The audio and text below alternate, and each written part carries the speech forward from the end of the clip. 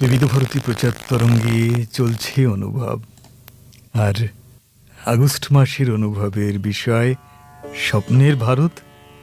আজ তার শেষ পর্বে আমরা পৌঁছে গেছি।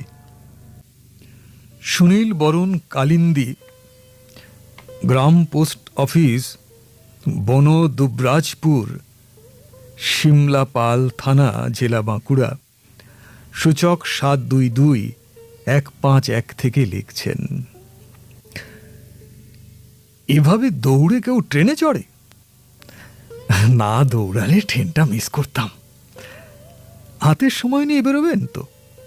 সময় নিয়েই বেরিয়েছিলাম, জানতাম ট্রেন রাইট টাইমের পরে ঢুকবে, নিত্যদিনের মতো। কিন্তু আজকাল যে টাইমে চলছে কে জানতো।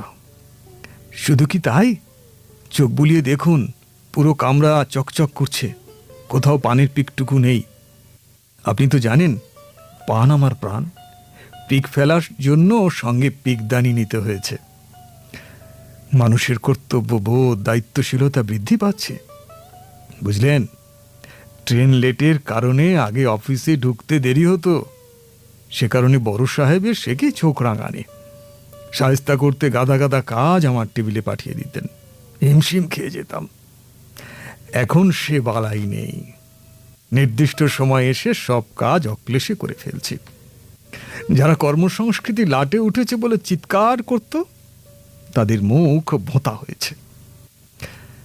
সত্যি বলতে কি, এটাই আমার স্বপ্নের ভারতবর্ষের ছবি।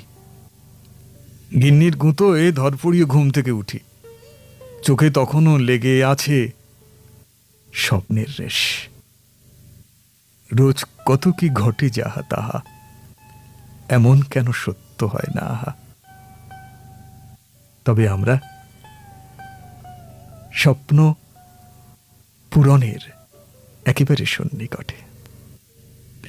সুনীল বরণ কালিন্দী, গ্রাম পোস্ট অফিস, বন দুবরাজপুর, থানা শিমলাপাল, জেলা বাঁকুড়া, সূচক 722-151।